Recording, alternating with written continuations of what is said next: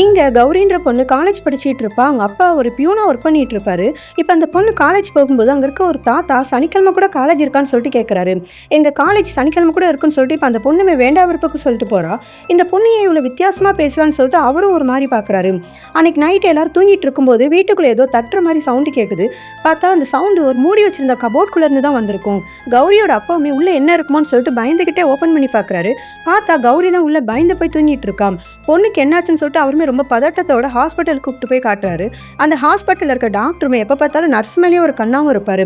உங்கள் பொண்ணுக்கு exam tension தான், காலேஜ் போகிறதுக்கு பிடிக்கலன்னு நினைக்கிறேன், அதனால தான் இப்படி இருக்கான்னு சொல்லிட்டு அமுச்சு வச்சிடறாரு. இப்போ இந்த பொண்ணோட பாய் ஃப்ரெண்ட் இந்த பொண்ணு ஒரு லேக் பக்கத்தில் கூட்டிகிட்டு போகிறான். இந்த பொண்ணுமே எனக்கு தண்ணினா பயம்னு சொல்லிட்டு சொல்கிறா. அதை கேட்குற அவனுமே அதான் நான் இருக்கேன்னு சொல்லிட்டு தண்ணிக்குள்ளே கூட்டிகிட்டு போகிறான். பார்த்தா அந்த பொண்ணுக்கு அந்த லேக்லேருந்து நிறைய கையெல்லாம் வெளியே தெரியிற மாதிரி இருக்குது. இதை பார்க்குற அந்த பொண்ணுமே பயந்துக்கு நின்றுக்கிட்டு இருக்கா. பார்த்தா கொஞ்சம் நேரத்துலேயே அந்த கையெல்லாம் மறைஞ்சி போயிடுது. அந்த பொண்ணுமே ஒரு நாள் கண்ணாடி முன்னாடி நின்று திடீர்னு அவளோட கழுத்தை அவளே திருப்பிக்கிறா. அதை பார்க்குற அந்த பொண்ணோட அப்பாவுமே பதறி போய் நம்ம பொண்ணுக்கு என்ன ஆச்சுன்னு சொல்லிட்டு ஒரு சாமியார் கிட்ட கூட்டிகிட்டு போய் காட்டுறாங்க. அங்கே அந்த சாமியாருமே அந்த பொண்ணை செருப்பால் அடிக்கிறத பார்த்து அந்த பொண்ணோட அப்பா கோவம் வந்து அந்த பொண்ணு வீட்டுக்கே கூட்டிகிட்டு வந்துடுறாரு. இப்போ திரும்பவும் அந்த டாக்டர்கிட்டே கூட்டிகிட்டு போனால் சரி ஓகே நான் உங்கள் பொண்ணுக்கு இன்ஜெக்ஷன் போடணும்னு சொல்லிட்டு கிட்ட போகிறாரு.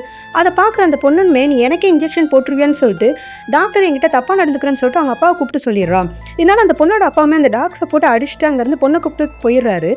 இப்போ அந்த பக்கத்து வீட்டு தாத்தாவுமே அவங்க பொண்ணு உடம்புல ஆவி பூந்திருக்குன்னு சொல்லிட்டு பேசிகிட்டு இருக்கும் போதே அந்த பொண்ணு அந்த இடத்துக்கு வந்து எங்கள் அப்பா கிட்ட நீ என்னடா கிளவா சொல்லிக்கிட்டு இருக்க, டெய்லி நீ என்னை தப்பான கண்ணோட்டத்தில் தானே பார்த்துட்டு இருக்க, எனக்கு அது தெரியாத நினச்சான்னு சொல்லிட்டு திரும்பவும் திட்டுறா.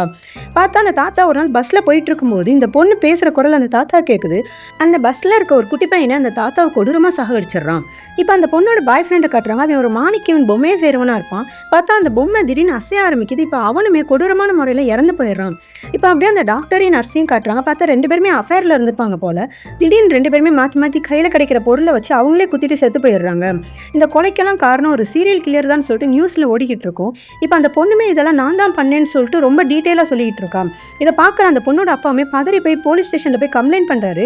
இப்போ அந்த இன்ஸ்பெக்டருமே வீட்டுக்கு வந்து அந்த பொண்ணை பார்த்தா அந்த பொண்ணு பட்டுன்னு ஒரு ஆம்பளை வாய்ஸில் பேச ஆரம்பிக்கிறா. ஐயோ இன்ஸ்பெக்டர் நான் யாருன்னு உனக்கு தெரியலையா, 2 வருஷத்துக்கு முன்னாடி நீ தான் என் என்கவுண்டரில் சாகடிச்ச, நான் தான் பாபுன்னு சொல்லிட்டு சொல்கிறா. பார்த்தா அந்த பாபுன்றவன் ஒரு சீரியல் கில்லராக இருந்திருப்பான். அதனால தான் அவன் இந்த இன்ஸ்பெக்டர் என்கவுண்டரில் சாகடிச்சிருப்பாரு. அவனோட ஆவி அந்த சைடு போயிட்டு இருந்த இந்த பொண்ணோட உடம்புல போயிருக்கும். இத்தனை கொலையும் பண்ணது நான் தான், இன்னும் நிறையா கொலை பண்ணுவேன்னு சொல்லிக்கிட்டு இருக்கான். இதை பார்க்குற அந்த பொண்ணோட அம்மா அப்பாவுக்கு என்ன பண்ணுறதுனே புரியல. இப்போ திருப்பி அந்த செருப்பால் அடித்த சாமியாரியாக போய் பார்க்குறாங்க.